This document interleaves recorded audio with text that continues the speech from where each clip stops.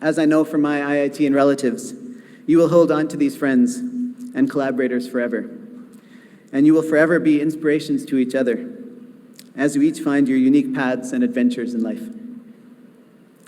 The question is what you will do with the unparalleled education and degree that you have received here. You have the ability and technical know-how to excel in whatever field you wish to pursue. But what I want to urge you today is to not be satisfied just with excellence, but rather aim for greatness.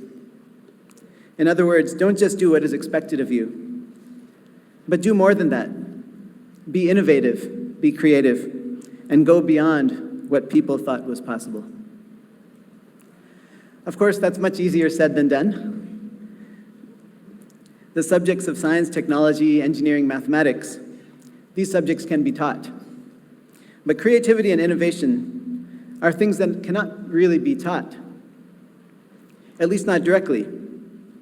As artists often say, creativity cannot be forced. It happens when it happens. So the best we can try to do is to maximize the probabilities that these moments of creativity and innovation do occur. Because sometimes one such moment of inspiration is all it takes to revolutionize one's field.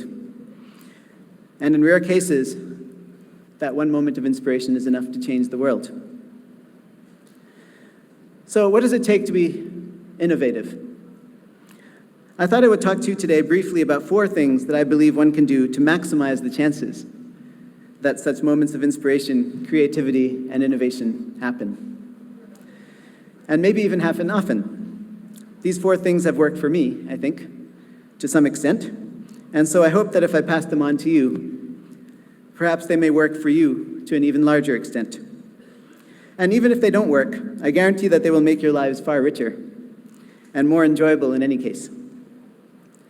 Okay, so the first thing is learn from the masters. This point is pretty clear, and it's something that you've already been doing to some extent. Your teachers, your textbook writers, they have all been masters. But I don't just mean masters in the conventional or popular sense. Find your own masters. If there's something that interests you, then see who has done or accomplished something in that realm that excites you, however long ago, and try to understand what they did and how they did it. For me, I always wanted to do explicit number theory. 2 of my heroes in this area growing up were Brahmagupta and Gauss, who lived 1400 years ago and 200 years ago, respectively. I didn't just read the various modern accounts of their works, but I read them in the originals, or at least close translations of the originals.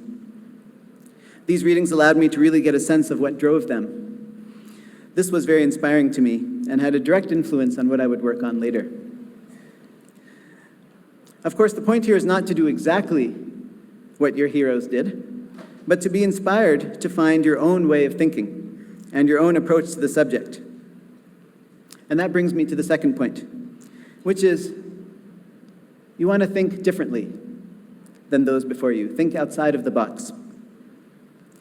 Think in ways that people haven't before. Part of the reason that you want to learn about what people did previously is to know that that's not the way you want to think.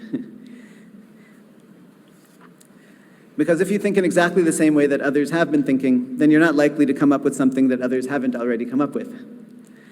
So instead, develop your own perspective as you learn your subject, your own viewpoint, your own analogies, your own interdisciplinary connections, your own totally different approaches to difficult problems.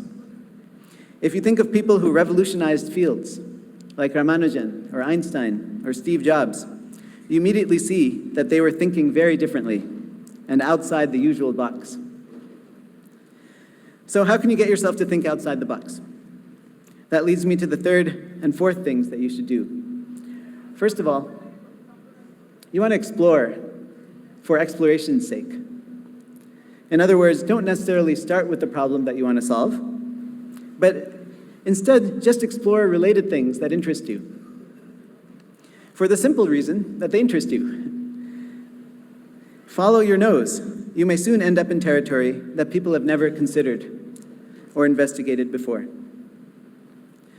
Often when I think about mathematics, I'm personally not thinking about any particular problem. I'm just thinking about what is most exciting to me at that moment. The problem being solved emerges only later.